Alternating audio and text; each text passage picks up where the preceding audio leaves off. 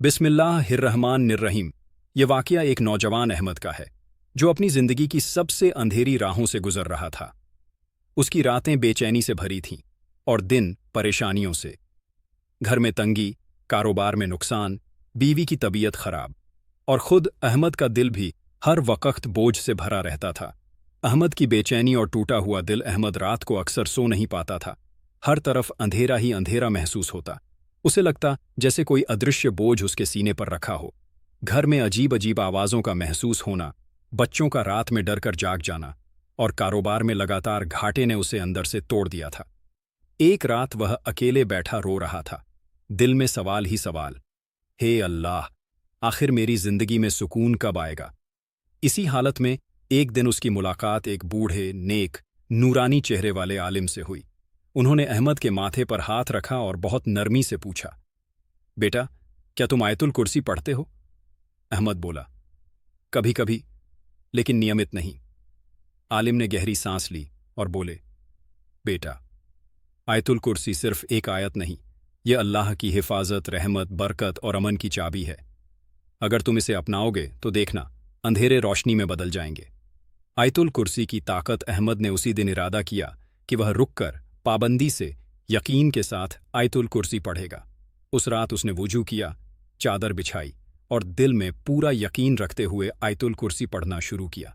जैसे ही उसने पढ़ना शुरू किया, उसके दिल का बोझ धीरे धीरे हल्का होने लगा। पहली रात उसको महसूस हुआ कि कमरे की हवा अचानक नर्म और सुकून भरी हो गई। दूसरी रात उसके बच्चे बिना किसी डर के चैन से सोए। तीसरी रात अहमद को एक सपना आया।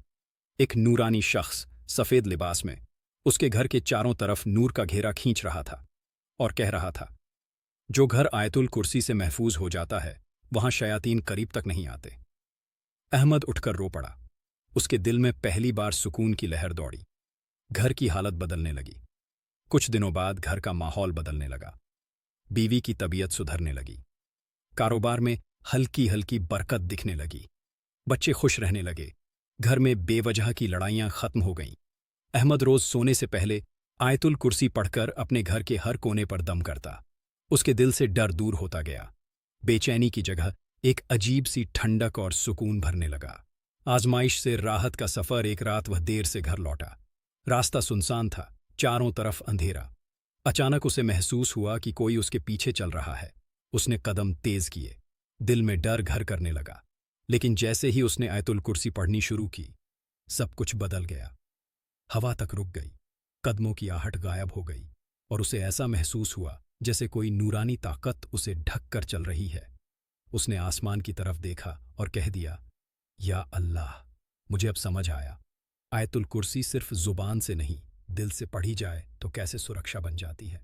बरकत का दरवाज़ा खुल गया। 40 दिनों तक वह इसी तरह आयतुल कुर्सी पढ़ता रहा। रात में सोने से पहले, नमाज के बाद, घर से निकलते वक्त और बच्चों पर दम करके। इन 40 दिनों ने उसकी पूरी जिंदगी बदल दी। कारोबार में अचानक एक बड़ा ऑर्डर मिला। घर में बरकत आने लगी। उसके दिल का डर गायब हो गया। नींद में सुकून मिलने लगा। बीवी की तबीयत ठीक हो गई। घर में लड़ाई झगड़े खत्म हो गए। एक दिन वहीं बूढ़े आलिम फिर मिले। अहमद ने दौड़कर उनके पैर पकड़ लिए और कहा, हजरत, आपने मुझे 2 दुनिया की राहत दे दी। आलिम मुस्कुराए और बोले, नहीं बेटा, राहत मैंने नहीं दी, राहत उस आयत ने दी जिसे अल्लाह ने कुरान की सबसे बड़ी आयत बनाया है। जो इसे पढ़ता है उस पर हमेशा रहमत बरसती है। आयतुल कुर्सी की नसीहत। अहमद अब हर मिलने वाले को एक ही बात कहता है, अगर जिंदगी में डर, तकलीफ, तंगी, बेचैनी है तो रोज आयतुल कुर्सी पढ़ो। यह सिर्फ आयत नहीं, यह अल्लाह की हिफाजत का किला है। और वह बच्चों को रोज गोद में लेकर आयतुल कुर्सी सिखाता है ताकि उनकी जिंदगी भी नूर से भर जाए। आखिरी बात, नसीहत। आयतुल कुर्सी पढ़ना सिर्फ ज़रूरत नहीं, यह मुसलमान की ढाल है। जहां यह पढ़ी जाए वहां पौन शैतान कदम नहीं रख सकता। मुसीबतें टल जाती हैं, घर में बरकत उतरती है, दिल को सुकून मिलता है और अल्लाह की रहमत छा जाती है।